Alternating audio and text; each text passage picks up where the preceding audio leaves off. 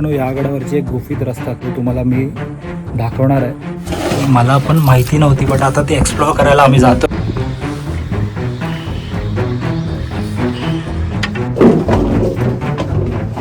मला एक गोष्टीचं खूप खूप आश्चर्य वाटतंय की महाराष्ट्रात त्यावर बसून अशी लिहिण्याची आज आपल्यासाठी वेळ आहे. लोकांना ह्याची थोडी तरी लाज वाटली पाहिजे. गडाला स्वच्छ ठेवणं हे आपलं काम आहे, आपली जबाबदारी आहे.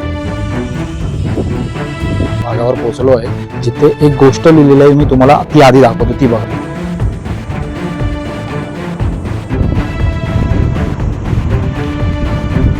आता एक मोठी गोष्ट घडली म्हणजे आम्ही चुकीच्या रस्त्याला आलो. पाय खूप भाजत आहेत, त्यामुळे आम्ही थोडासा एक छोटासा ब्रेक घेतला. तर नमस्कार मित्रांनो, जय शिवराय. मी विवेक तुम्हा सर्वांचं पुन्हा एकदा स्वागत करतो आपल्या यूट्यूब चॅनल, ज्याचं नाव आहे पावले मराठे. तर तुम्हाला मागच्या ब्लॉग बघून समजलं असेल की आपण महाराजांचे सर्व गड सर करणार आहोत, तेही बिन चप्पल.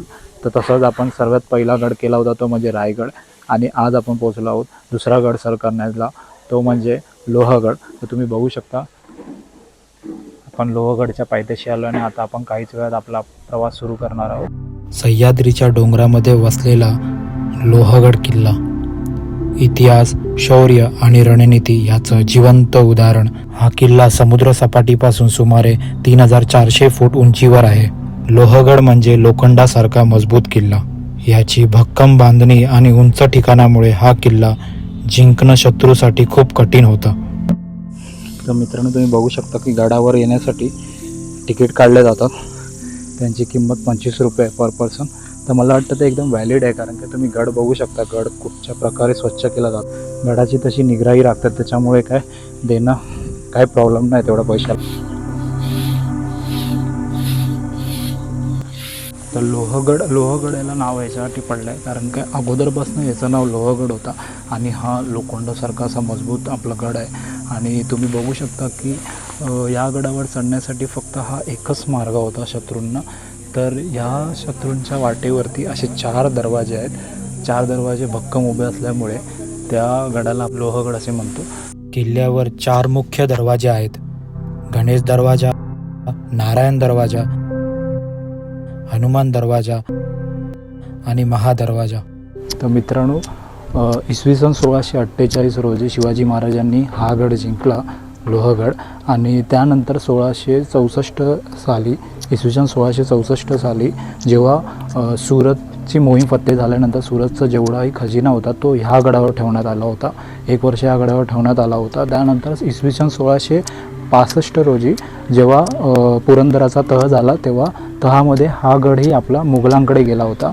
पण त्यानंतरही 1670 रोजी शिवाजी महाराजांनी पुन्हा हा गड आपल्या ताब्यात घेतला. ह्या किल्ल्याचा इतिहास खूप जुना आहे. असं मानलं जातं की हा किल्ला इसवी सनच्या सुरुवातीच्या काळात बांधला गेला होता. सातवाहन, चालुक्य, राष्ट्रकूट आणि यादव अशा अनेक राजवटींनी ह्या किल्ल्यावर राज्य केले, म्हणून हा किल्ला अनेक संस्कृतीचा साक्षीदार आहे.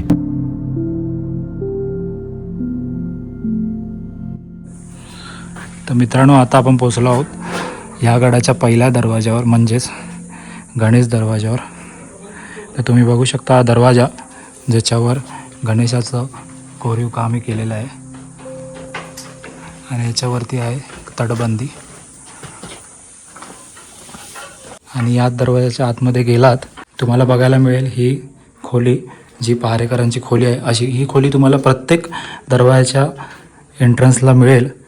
एंट्री केल्या जिकडे पहारेकरी पहारा द्यायचे आणि इथे बसायचे. ते जर शत्रूला आक्रमण करायचं असेल या गडावर, तर पहिला त्याला या दरवाजाशी सामना करावा लागेल, किंवा हा चेक पॉईंट त्याला पहिला पार करावा लागेल, जो एवढा सहजासहजी सोपा नव्हता, कारण इथे पहारेकरी कायम असायचे.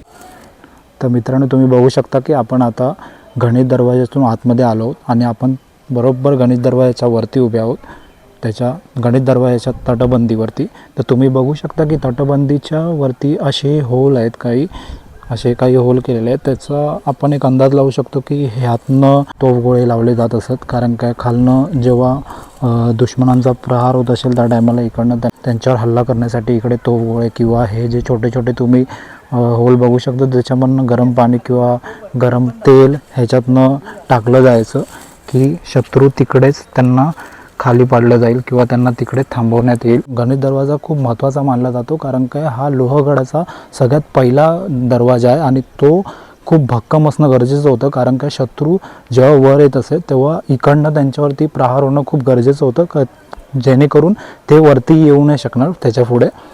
तर त्यामुळे हे असे होल किंवा तुम्ही दरवाजाच्या वरची तटबंदी तुम्ही बघू शकता की तिकडे असे होल केले होते, ज्याच्यामध्ये आपण शत्रूंना रोखण्यासाठी इकडनं तोफगोळे किंवा गरम तेल किंवा गरम पाणी टाकून त्यांना आपण इकडनं रोखू शकतो.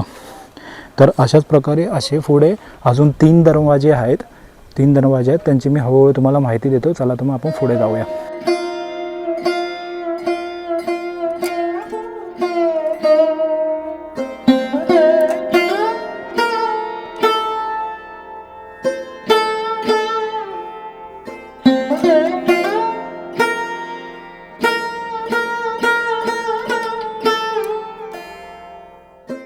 तर मित्रांनो, आता आपण पोचलो आहे दुसऱ्या दरवाजावर, तो म्हणजे नारायण दरवाजा.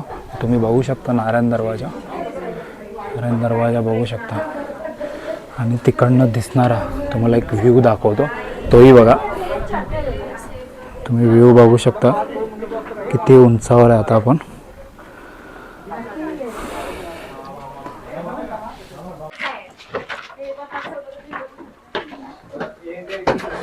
असा एक गुप्त दरवाजा बघू शकता तुम्ही. डायरेक्ट नारायण दरवाजाच्या तटबंदीवर आपल्याला आणून सोडतोय.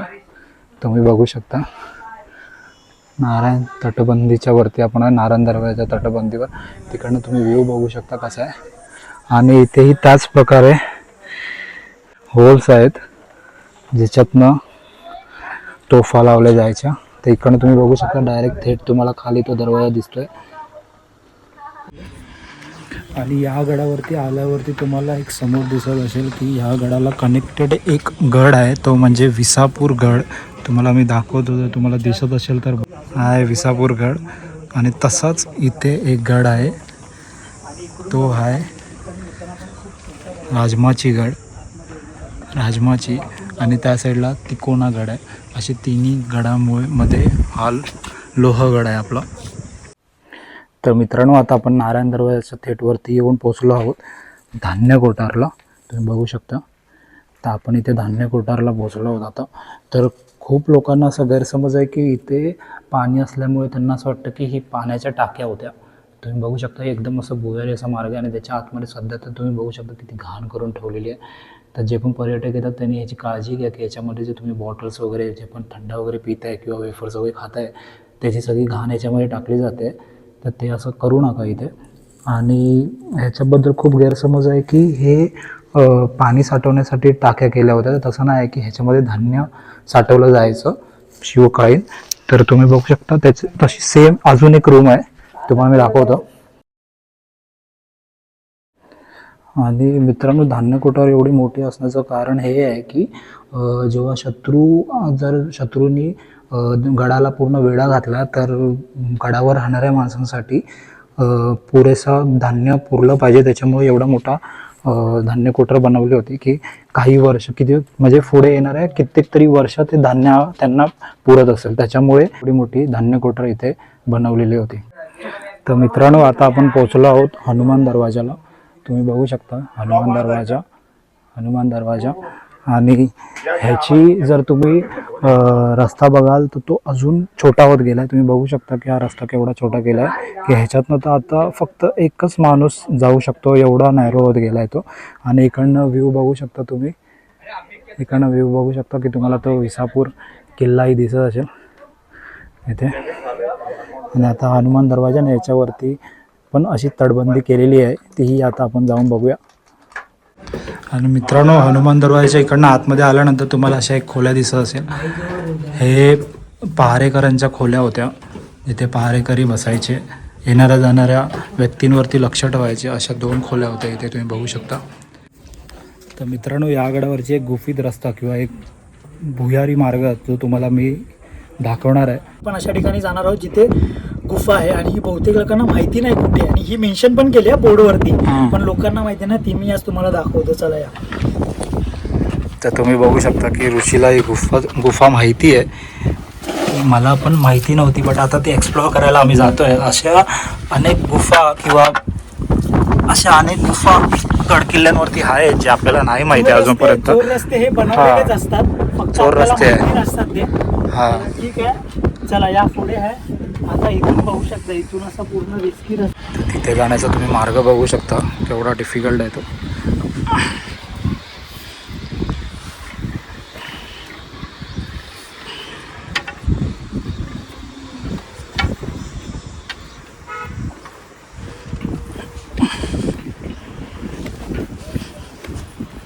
ही बघा, ही आहे ती गुफा. तर बघू शकता ही गुफेची अशी जागा आहे. पण एक रस्ता आहे तिथे पण आहे. तर चला आता आपण दगड टाकून चेक तर केलंय. तर हे काही फुटेज आहेत जे ऋषी आतमध्ये गेलेला त्यांनी काढले होते. तर ही ती गुफा आहे जी शिवकाळात याचा उपयोग केला जायचा. माझ्या पायात चप्पल नसल्यामुळे मी त्या आतमध्ये जायची काही रिस्क घेतली नाही आणि आम्ही तुम्हालाही सजेस्ट करू की अशा जागेवरती जाणं टाळा. तर मित्रांनो, आता आपण पोचलो आहोत अंतिम दरवाजा म्हणजे महादरवाजाला.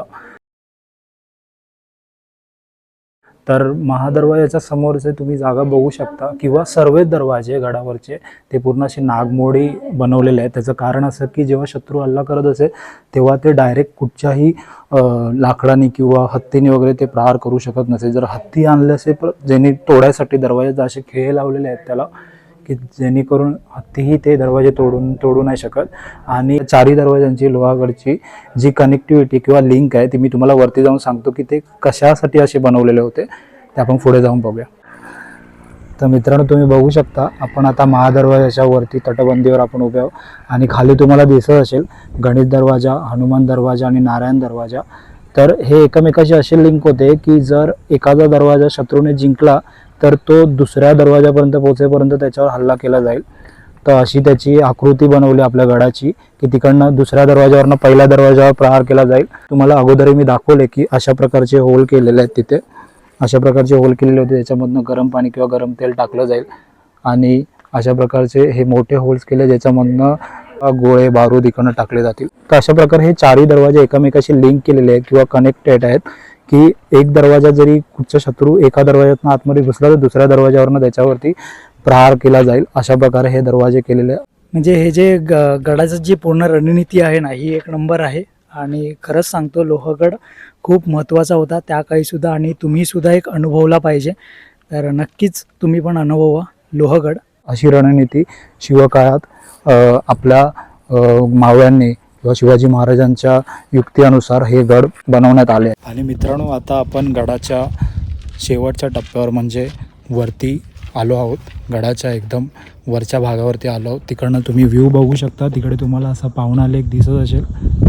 पावना लेक ही जी तटबंदी तुम्ही बघताय शेवटच्या गडाच्या शेवटच्या भागावरती जी होती ती सगळी तुटून गेली आणि ही तटबंदी सगळी आत्ता बनवलेली आहेत. आणि खरंच गड एवढा अप्रतिम केलेला आहे. गडावर एवढी स्वच्छता आहे की जे पण आपल्याकडनं त्याच्या गडाची जी पण आपल्याकडनं फीज घेतली जाते म्हणून शुल्क घेतले जातात जे पण 25 रुपये, ते खरोखरच खूप व्हॅलिड आहेत. कारण काय, गडाला तेवढी निगा राखली जाते गडाची. तर मित्रांनो, आता चालता आपण गडाच्या अशा भागावर पोहोचलो आहे जिथे एक गोष्ट लिहिलेली आहे. मी तुम्हाला ती आधी दाखवतो, ती बघा आधी. तुम्हाला दिसतंय तोफावर बसू नये, do not sit on the cannons. हे का लिहिलं आहे ह्याचं कारण मी तुम्हाला देतो. तर ही एक जागा आहे जिथे शिवाजी महाराजांच्या टायमाचे तोफा ठेवलेल्या आहेत. तुम्ही बघू शकता तिथे या तोफा ठेवल्या आहेत आणि त्यावर बसू नये असं आपल्याला तिथे नेमूद केलेलं आहे. मला एक गोष्टीचं खूप आश्चर्य वाटतंय की महाराष्ट्रात आपल्या शिवाजी महाराजांच्या गडांवरती तोफा, जे शिवाजी महाराजांच्या काळातले काही अवशेष ज्या तोफांचे इथे आहेत त्यावर बसू नये अशी लिहिण्याची आज आपल्यासाठी वेळ येते. मराठी माणसाने किंवा महाराष्ट्रात असूनही लोकांना ह्याची थोडी तरी लाज वाटली पाहिजे की हे आपल्याला लिहावं लागतं की ह्याच्यावर बसू नये करून. हे कॉमन सेन्स आहे की त्या गोष्टीची त्या तोफांचा महत्त्व काय होता तो तुम्हाला सर्वांना जर इतिहास वाचला तर तुम्हाला नक्कीच माहिती असेल. तर ही गोष्ट जर आपल्यासाठी लिहिली गेली आज इकडे तर आपल्यासाठी ती एक लाजिरवाणी गोष्ट आहे. तर ह्याच्या पुढे जेव्हाही तुम्ही गडावर याल तेव्हा काळजी घेणे आपलं काम आहे. आणि बघू शकता ठिकठिकाणी असे कचरा कोंडीचे डबे ठेवलेले आहेत. कचरा कोंडीचे डबे ठेवलेले आहेत. तर तुम्ही जेव्हाही गडावर याल तेव्हा ह्याची काळजी नक्की घ्या की आपण जे पण काय वेफर्स किंवा बॉटल पाण्याच्या जे पण काय तुम्ही वरती आणताय तर त्याला एक डस्टबिनमध्ये टाकून जावं. कारण का गडाला स्वच्छ ठेवणं हे आपलं काम आहे, आपली जबाबदारी आहे. ती नियमितपणे पाळा. आणि जर कचरा तुम्हाला जर इकडे टाकायला भेटत नसेल, तुम्हाला कचरा कुंड्या वगैरे ह्या सगळ्या गोष्टी जर नाही आढळत असेल, तो कचरा तुमच्यासोबत तुम्ही खाली घेऊन जावा गडाच्या आणि एखाद्या कचरा डब्यामध्ये टाकून द्या. पण गडावरती बिलकुल कचरा करू नका. तर मित्रांनो, तुम्ही बघू शकता एक अशी खोली आहे, असा एक मोठा रूम आहे. तर हा रूम बघून तुम्हाला एक प्रश्न पडला असेल की हा कशा बाबतीत हा रूम बनवला होता. तर मी तुम्हाला सांगतो की ही खोली ह्याच्यासाठी बनवली होती की शिवकाळी जेवढे घोडे गडावरती होते त्यांना राहण्यासाठी, म्हणजे त्यांना बांधण्यासाठी, त्यांना खाण्यासाठी वगैरे, पाणी पिण्यासाठी जेवढी पण त्यांची राहायची जागा होती घोड्यांची ती सगळी इथे केली होती. तर तुम्ही हे कुंड बघू शकता, ह्याच्यामध्ये त्यांना चारा घातला जायचा आणि अशाच प्रकारे इथेही एक जागा आहे जिथे त्यांना बांधलं जायचं घोड्यांसाठी. तर ही खोली त्यासाठी केलेली होती.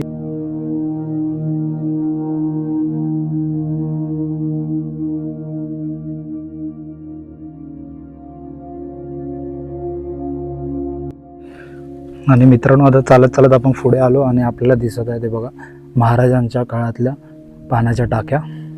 तर त्याची आता सध्याची कंडिशन तुम्ही बघू शकता कशी आहे. ह्याची जरा काळजी घ्या. मी वारंवार सांगतो आहे की आपण गडावरती येतो, महाराजांचा इतिहास जाणून घेण्यासाठी येतो. तर ह्या सगळ्या गोष्टी पण जपणं आपलं काम आहे, आपलं कर्तव्य आहे. तर ते जपा आणि असा कचरा प्लीज करू नका. तर मित्रांनो, चालता चालता आता आपण पोचलो आहोत महादेवाच्या मंदिराजवळ. आणि त्याचबरोबर इथे आहे हनुमंताचं मंदिरही देखील आहे इथे. तर ते आपण बघूया. हे आपलं शिवकालीन महादेवाचं मंदिर. आणि त्याचबरोबर इथे समोर आहे नंदी, आपले नंदी महाराज. आणि समोर इथे तुम्हाला बघायला भेटेल हनुमंताचं मंदिर.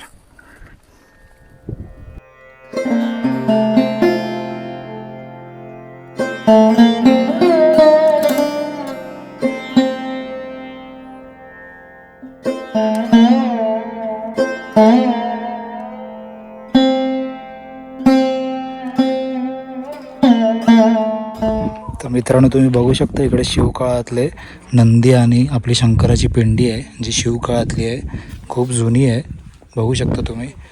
आणि ही मे बी मला विठ्ठलाची एक अशी मूर्ती वाटते आहे. आणि इकडे नंदी आहे जो शिवकाळात केलेला होता. तर मित्रांनो, आता आपण जात आहोत ह्या गडाच्या शेवटच्या टप्प्यावर, म्हणजेच विंचू गडावर. आणि आता वाजले दुपारचे 12:30 वाजलेत. ऊन खूप तापलं आहे आणि जमिनी बट आपण पूर्ण गड फिरणार. आता आपण जातो विंचू गडावर. तर तिकडची वाट तुम्ही बघू शकता. आणि हा ऋषी जातो आता पुढे. आम्हाला एक ग्रुप भेटलेला इकडे, त्याने आम्हाला ही काठी दिली आहे, ती आम्ही घेऊन वरपर्यंत जातो आहे. तर काही शिवकाळातले खेळ शिकतो आहे तुम्ही बघू शकता. तर ही वाट तुम्ही बघू शकता आता कशी आहे ती वरती जाण्यासाठी. अशी वाट आहे ही, अशी वाट आहे वरती जाण्यासाठी. आणि ती आता आपण चढतोय. बघू कसा जातोय हा प्रवास. बघू आता कशी चढतोय आपण. थोडंसं तापलं आहे सगळी जमीन आता, बट ठीक आहे. आपण वाट काढत विंचूगडापर्यंत जाऊया. आणि मित्रांनो, चालता चालता आपल्याला अजून एक तलाव दिसलेला आहे, बघू शकता तुम्ही. तर तिथे एक मागे एक तलाव होतं, ते त्र्यंबक तलाव आहे. जर तुम्हाला इकडं दिसत असेल ते त्र्यंबक तलाव आहे. तर आत्ता आपण जात आहोत विंचूगडाला. तर इकडं तुम्हाला हलका असा एक स्पॉट दिसत असेल, तुम्ही बघू शकता. एवढ्या लांब आता आपल्याला जायचं आहे.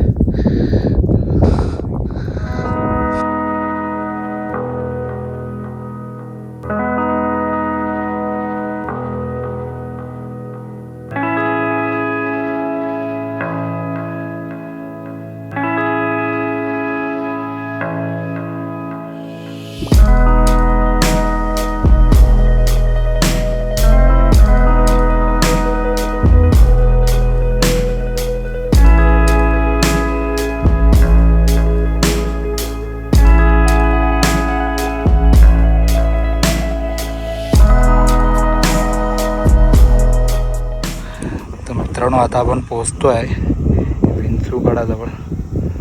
बघू शकता अजून खूप फारसा असा लांब आहे अजून. आपण तिथे जातो आहोत आता. तर मित्रांनो तुम्ही बघू शकता की आता आपण विंचूगडाच्या थोडा अजून जवळ जातो आहोत. पण आता एक मोठी गोष्ट घडली म्हणजे आम्ही चुकीच्या रस्त्याला आलो. तुम्ही मागे बघू शकता इकडे रस्ता संपलेला आहे आणि त्या रस्त्याला आम्ही येऊन आता थांबलो आहे. आणि आता एवढं ऊन तापलं आहे की पाय खूप भाजत आहेत. त्यामुळे आम्ही थोडासा एक छोटासा ब्रेक घेतला आहे. इथे थोडे सावली पण नाही कुठे पाय टेकवण्यासाठी, बट थोडासा मॅनेज करतो. आणि आता आम्हाला परत रिटर्न त्या रस्त्याने जाऊन तिकडनं खाली उतरावं लागणार. तेव्हा आम्ही विंचूकड्यापाशी. तुम्ही आता तिकडे सीन बघू शकता विंचूकडे कशी सावली पडत चालली आहे. तुम्ही बघू शकता ती हळूहळू. ओ माय गॉड भाई, अनबिलिव्हेबल यार. क्या बोला तूने? भाई विंचूकडा सावलीमध्ये आहे आणि हे इकडे उन्हामध्ये आपण. आणि हळूहळू ती सावली पुढे येते आहे. आम्ही बोलतात ना थोडंसं काही पुण्याचं काम केलं त्यामुळे जरा महाराज आमच्या बरोबर चालतं असं वाटतं. आता आम्हाला थोडं निसर्गाने आम्हाला अशी एक साथ दिल्याने थोडी सावळी आमच्यापर्यंत येते. थोडा वेळ का ना असू दे पण येते. हा थोडासा दिलासा आलाय आम्हाला. चला आम्ही आता पुढे जातो. आली आली भाई आली. चला चला फायनली चल. प्रमाणे तुम्ही बघू शकता आपण शॉर्टकट मारत असतो. मागच्या ब्लॉगमध्ये पण तुम्ही बघितलं असेल की आपण त्याचा शॉर्टकट मारलेला. आणि आता अजून एक नवीन टास्क. तुला एक ट्रिक दाखव काय की इथे दे. एवढी मारतो ना. ना उडी नको.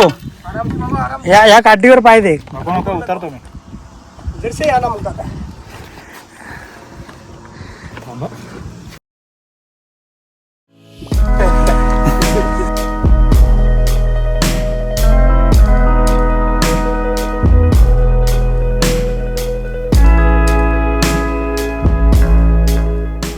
बघू शकता तुम्ही धबधब्याच्या जवळ आपण पोहोचलो आहोत. आता आपण कुठून आलोय ते तुम्ही बघू शकता. त्या वाटेने असा हा रस्ता करत आलो आहोत. काठीने खरंच खूप आपला सहारा दिलाय. कारण का रस्ता खूप अवघड होता. बिन चप्पल चालण्यासाठी खूप अवघड रस्ता आहे. कारण का इकडे सरळ वाट नाही, दगड आहेत, काटे आहेत. त्यामुळे खूप कठीण पडतं आणि उतरण्यासाठी वगैरे असा सहारा भेटतो बिन चप्पल असल्यामुळे. बट ठीक आहे, खूप चांगला अनुभव होता हा विंचूकडाचा. तुम्ही बघू शकता विंचूकडा तुम्हाला मी अजून जवळनं दाखवतो. इकडे वारा सुटला आहे तुम्ही बघू शकता.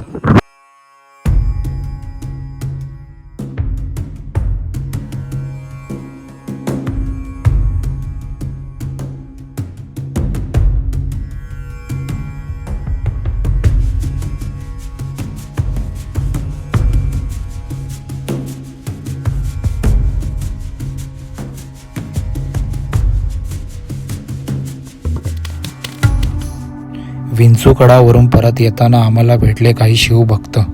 पंकज तुम्ही पोलीस हर्षल पाटील, कृष्णा, विश्वजित घाटोळे, अनिकेत, तुकाराम चोपडे, आदित्य सातपुते. त्यांना भेटून मन खरंच भरून आलं.